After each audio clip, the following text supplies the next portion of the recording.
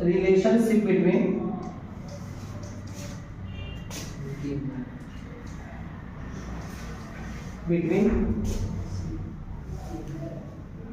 dipole moment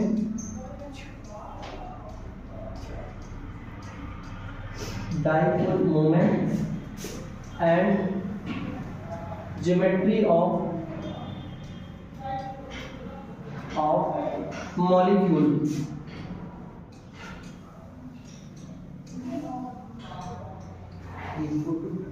तो relationship between dipole moment and geometry of molecules, इसमें हम molecules के ज्योमेट्री और उसके डाइपोल मोमेंट के बारे में बात करते हैं। तो देखते हैं।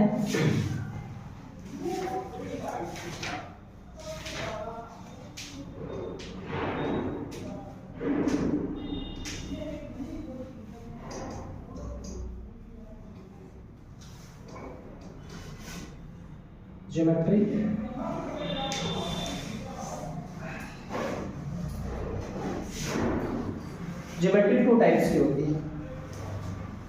टू टाइप्स, इफ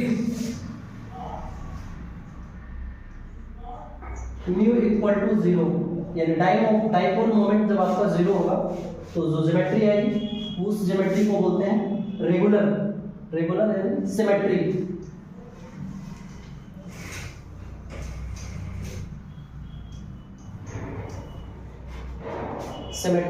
सिमेट्रिकल या सिमेट्रिकल। और दूसरा होती है इफ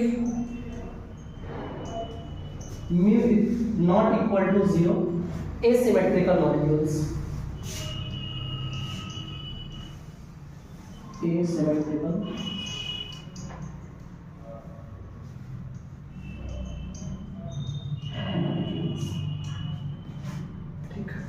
तो डाइपोल मोमेंट निकालते हैं किसी भी कंपाउंड्स का, किसी भी मॉलिक्यूल्स का, तो हम उसके ज्योमेट्री के बारे में बात करेंगे। और ज्योमेट्री यानी डाइपोल मोमेंट यानी म्यू इज इक्वल टू होता है Q इनटू R।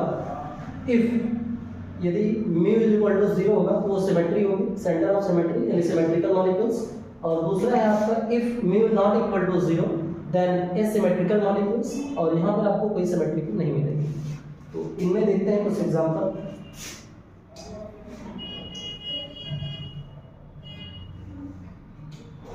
इसमें आती है रेगुलर ज्योमेट्री की बात।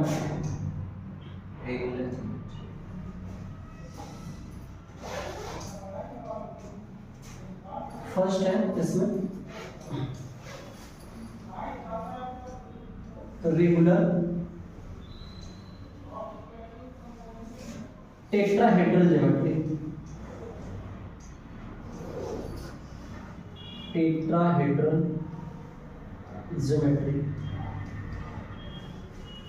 रेगुलर टेट्राहेड्रल ज्योमेट्री, इसका बेस्ट एग्जांपल है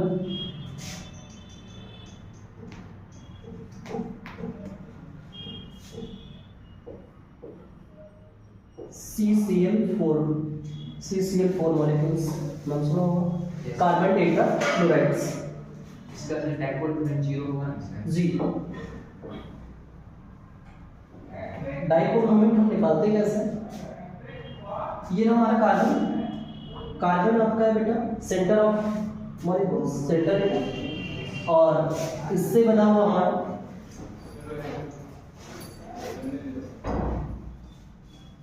Cl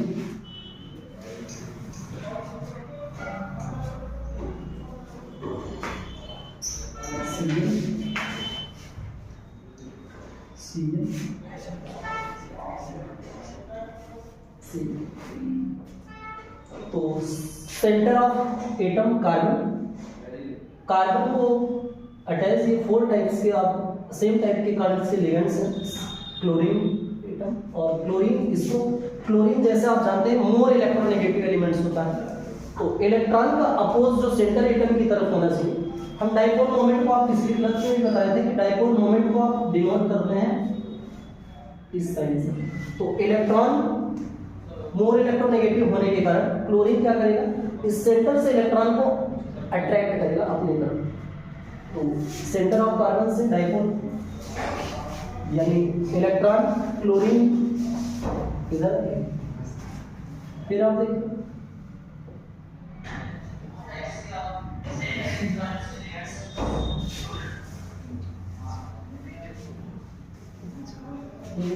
हर एक इलेक्ट्रॉन का जो अपोज होगा वो क्लोरीन की तरफ होगा, यानी क्लोरीन की तरफ इलेक्ट्रॉन क्या होंगे, अट्रैक्ट होंगे। और डाइपोल मोमेंट जो आएगा वो देखिए, तो अब आप देखिए इस कार्बन की लिहाज से, Whereas carbon central atom and chlorine is more electronegative elements, तो इलेक्ट्रॉन का अपोज जो हो रहा है बोथ डायरेक्शन में हो रहा है, ए से। जैसे हम खड़े हो गए, आप देखिए सेम इक्विवेलेंट फोर्स के दो लोग हमें अगर इस साइड और इस साइड से, दोनों साइड से खींचते हैं, तो इस साइड से जितना इक्विवेलेंट फोर्स, इस साइड से इक्विवेलेंट फोर्स बराबर होगा, इक्वल होगा। अगर एक भी तरफ फोर्स ज्यादा होगा तो हमारा जो मूवमेंट होगा वो इस तरफ होगा या इस तरफ होगा, जिस तरफ ज्यादा है। लेकिन अगर इक्विवेलेंट यानी बराबर के फोर्स है तो हमारा जो डाइपोल मोमेंट होगा, यानी हम सेंटर में है तो हमारा नेट डाइपोल मोमेंट कुछ भी नहीं होगा, यानी जीरो होगा, यानी mu is equal to zero होगा। जो इधर बराबर खींचेंगे, इधर बराबर खींचेंगे तो हम बीच में रहेंगे, हमारे अंदर कोई मूवमेंट नहीं देखने को मिलेगा, तो हमारा जो नेट डाइपोल मोमेंट होगा वो क्या होगा, जीरो होगा। तो ये रहा नेट डाइपोल मोमेंट जीरो।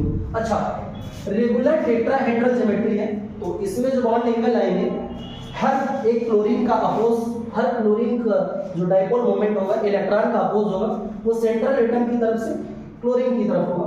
तो क्लोरीन आपका क्या, कार्बन क्या होगा बेटा, जीरो, यानी यहाँ पे डाइपोल मोमेंट क्या होगा, जीरो होगा, क्योंकि हर एक क्लोरीन अपनी दिशा में इलेक्ट्रॉन को क्या कर रहा है, खींच रहा है। ठीक, तो इनके बीच में जो बॉन्ड एंगल आएगा वो कितने का आएगा बेटा, 109 डिग्री 28 मिनट का। ठीक बेटा, इसी अपोज के कारण। और ये रेगुलर टेट्राहेड्रल ज्योमेट्री का बॉन्ड एंगल है।